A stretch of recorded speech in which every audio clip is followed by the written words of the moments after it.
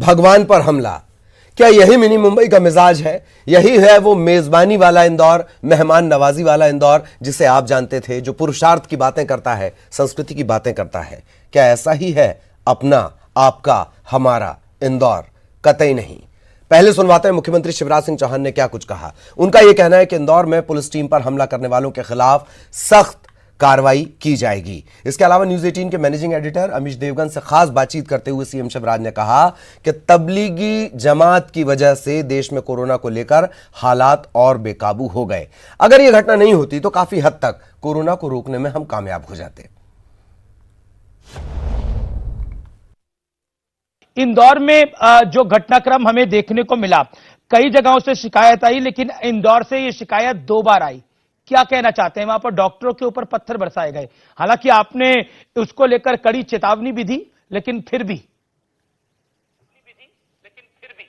केवल चेतावनी दे दी। इंदौर और भोपाल में ऐसी हरकत करने वाले लोगों को हमने रासुका में जेल भेजा है। ये समझ लें, वो बहुत थोड़े लोग हैं, मुट्ठी भर लोग हैं, लेकिन ऐसी हरकत को किसी भी कीमत पर सहन नहीं किया जाएगा।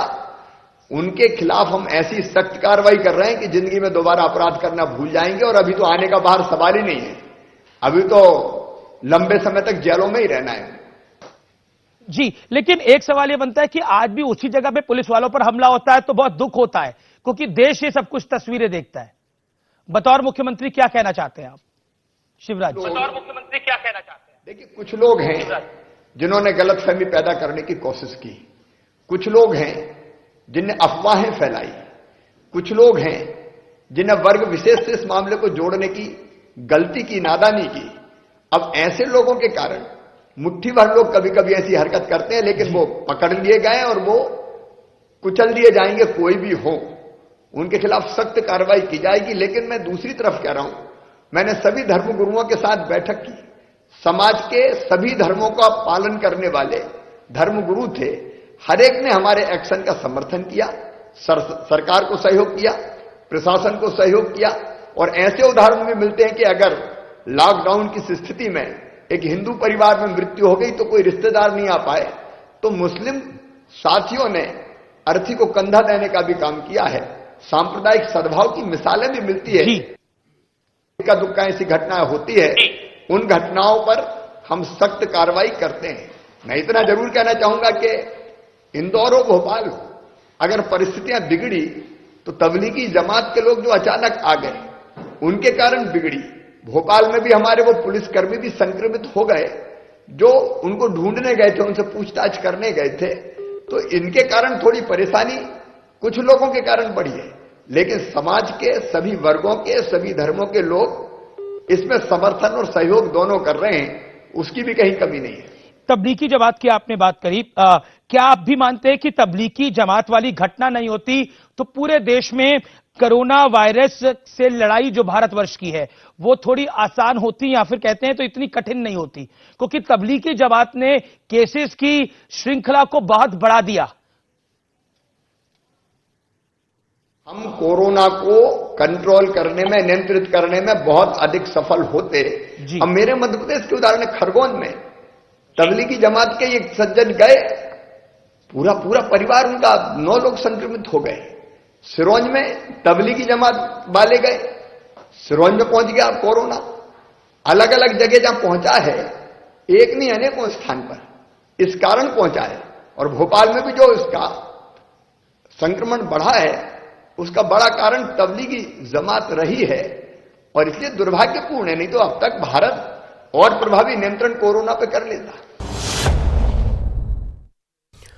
और न्यूज 18 मध्य प्रदेश छत्तीसगढ़ पर मुख्यमंत्री शिवराज सिंह चौहान के साथ एक्सक्लूसिव बातचीत आप देख सकते हैं आज रात 7:56 पर। अगली खबर का रुख करेंगे। कोरोना संकट के समय में मध्य प्रदेश में सबसे ज्यादा बुरे हालात इंदौर में हैं, लेकिन सफाई के मामले में नंबर 1 अनुशासित कहे जाने वाले इंदौर से फिर से शर्मसार करने वाली तस्वीर सामने आई। इस बार चंदन नगर इलाके में जुटी भीड़ को घर जाने की हिदायत देना एक पुलिस जवान को महंगा पड़ा। क्या यह है इंदौर का मिजाज?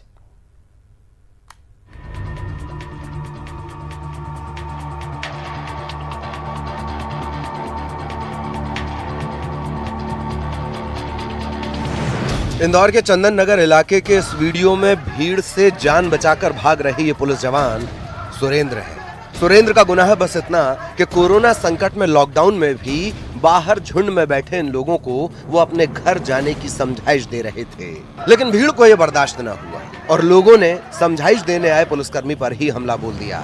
लाठी, डंडा और इस वीडियो में तो देखिए पत्थर भी मारे गए।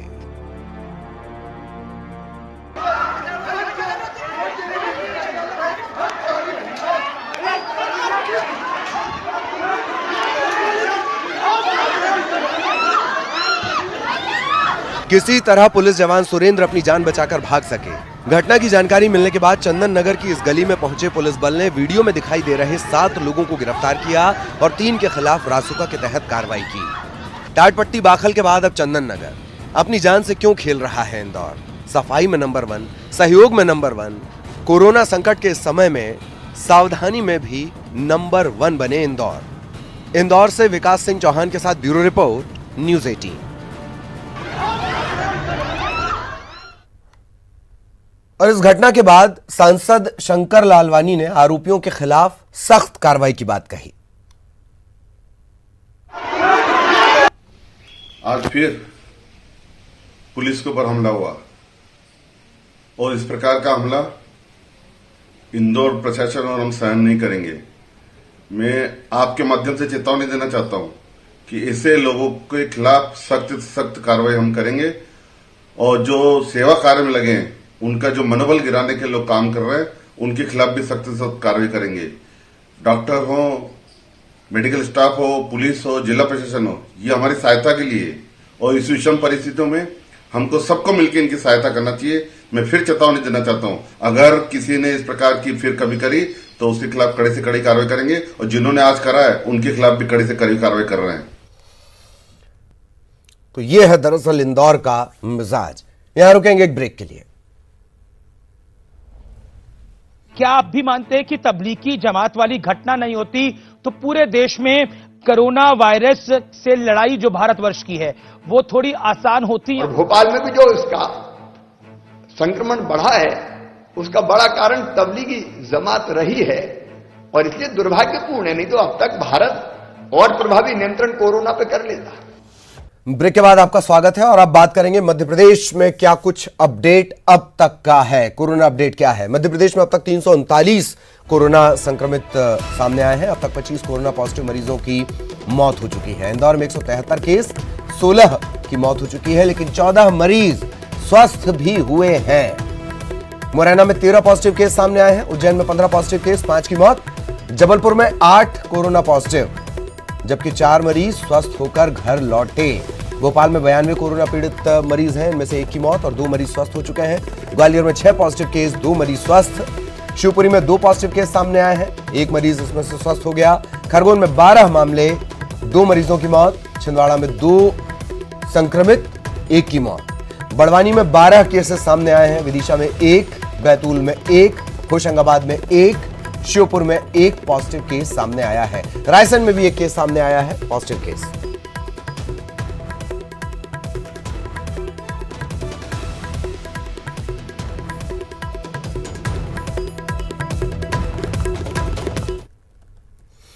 और मध्य प्रदेश में लॉकडाउन के बीच हर दिन कोरोना के मरीजों की तादाद लगातार बढ़ते जा रही है। 21 मार्च को मध्य प्रदेश में कोरोना के 5 मामले सामने आए।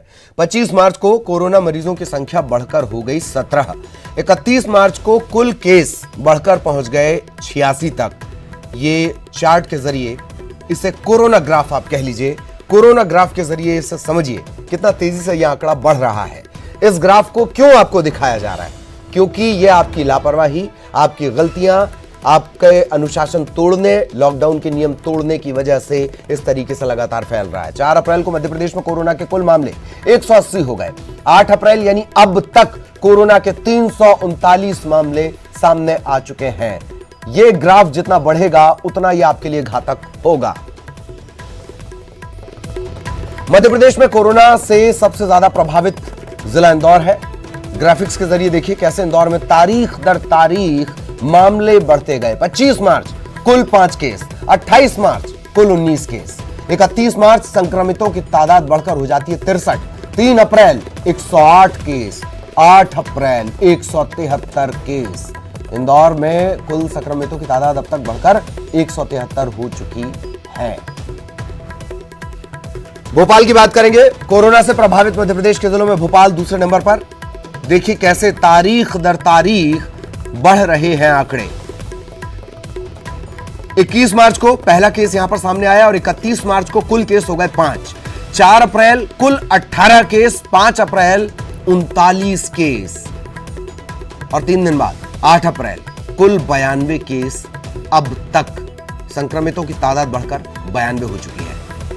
यह आंकड़े आप देख रहे हैं। लगातार हम आपसे अपील कर रहे हैं, ये बढ़ता हुआ ग्राफ जिंदगी की संभावना को कमजोर करता है। घर पर रहिए, सुरक्षित रहिए।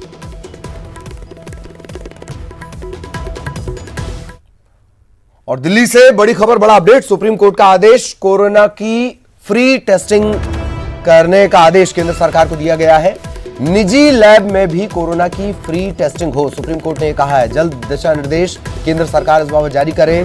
सुबह सुप्रीम कोर्ट ने यह साफ किया था। एक याचिका दरअसल लगाई गई थी कि निजी लैब को जो जांच दी गई है वो तकरीबन पड़ती 4,500 रुपए।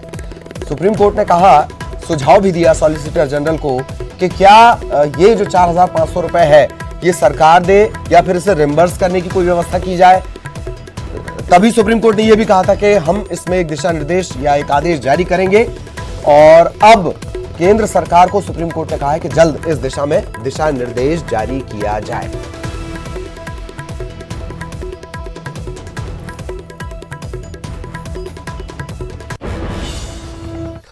और न्यूज 18 की खबर पर मोहर। कोरोना आपदा के बीच सरकार का बड़ा फैसला, मध्य प्रदेश में एस्मा लागू कर दिया गया है। आवश्यक सेवाएं और वस्तुओं को लेकर यह एस्मा लगा दिया गया है। सीएम शिवराज सिंह चौहान ने ट्वीट कर इसकी जानकारी दी। तत्काल प्रभाव से एस्मा लागू है।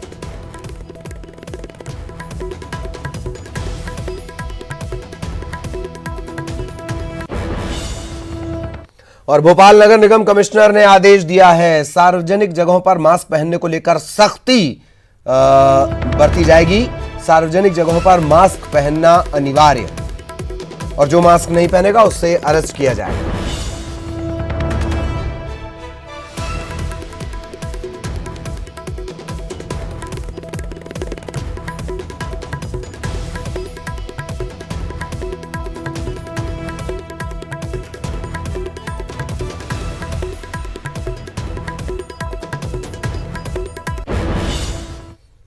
और कोरोना को लेकर कोई कंफ्यूजन ना रहे, लोगों को सही और पूरी जानकारी मिले, यही वजह है कि न्यूज 18 ने कोरोना कंट्रोल रूम बनाया है। यहां पर हम दर्शकों के मन में उठ रहे सवालों के जवाब अपने एक्सपर्ट्स और डॉक्टर के जरिए देने की कोशिश कर रहे हैं। इसी कड़ी में आज मुंबई से RIL की डॉक्टर हैं ज्योति कुमार, वो हमसे जुड़ी। उन्होंने सवालों के जवाब दिए। तमाम तरह की भ्रांतियां, भ्रम, आशंकाएं, डर, इसे उन्होंने दूर किया।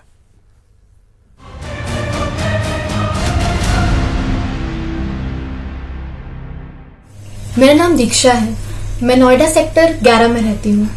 ये पूछना चाहती हूँ कि सैनिटाइजर का इतना ज्यादा इस्तेमाल करना क्या सेफ है? मेरा नाम संचिता चतुर्वेदी है और मैं जानना चाह रही थी क्या सैनिटाइजर का ज्यादा इस्तेमाल नुकसानदेह होता है? मेरा नाम परमिंदर है, जिला होशियारपुर पंजाब से बोल रहा हूँ। मैं ये जानना चाह रहा हूँ सैनिटाइजर का ज्यादा इस्तेमाल नुकसानदेह तो नहीं है? मैं उदय बोल रहा हूँ, मैं दिल्ली का रहने वाला हूँ। मेरा आपसे यह प्रश्न है कि क्या सैनिटाइजर का अधिक इस्तेमाल करना नुकसानदायक है? मैं मंजुलता पांडे जानूर से बोल रही हूँ। क्या सैनिटाइजर का अधिक इस्तेमाल नुकसानदेह है?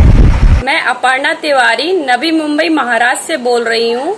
मेरा प्रश्न है कि क्या सैनिटाइजर का उपयोग करना नुकसानदेह है? मेरा नाम सिद्धार्थ है और मैं हैदराबाद से बोल रहा हूँ। डॉक्टर साहब, मेरा ये प्रश्न है कि हम लोग सैनिटाइजर का ज्यादा इस्तेमाल करना ठीक है या हम लोग के लिए खराब है? सैनिटाइजर अल्कोहल 70% अल्कोहल से बनाया हुआ चीज़ है और जितना हो सके उसको हम कम यूज़ करें, कम इस्तेमाल करें।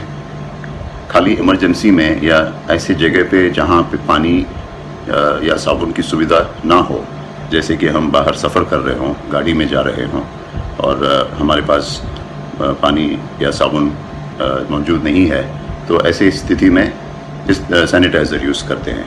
जैसे कि मेडिकल के लोग जो हैं मरीज़ को देखते रहते हैं, बार बार पानी और साबुन इस्तेमाल करना आसान नहीं रहता है, तो हर पेशेंट का जांच या छूने के बाद सैनिटाइज़र यूज़ करना ठीक रहेगा।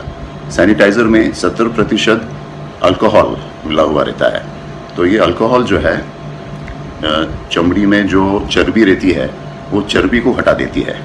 उसी तरह वायरस जो कीटाणु है वो उसके बाहरी हिस्से में चर्बी रहती है, उस चर्बी को पिघलाने के लिए ये सैनिटाइज़र काम करता है। जैसे साबुन और पानी यूज़ करते हैं उसी को पिघलाने के लिए, तो इस तरह वायरस का नाश हो जाता है या जल्दी से वायरस डिजेनरेट हो जाता है। तो ओवर यूज़ करना या ज़्यादा इस्तेमाल करना सैनिटाइज़र का हमारे लिए, हमारी चमड़ी के लिए भी धोखादायक है।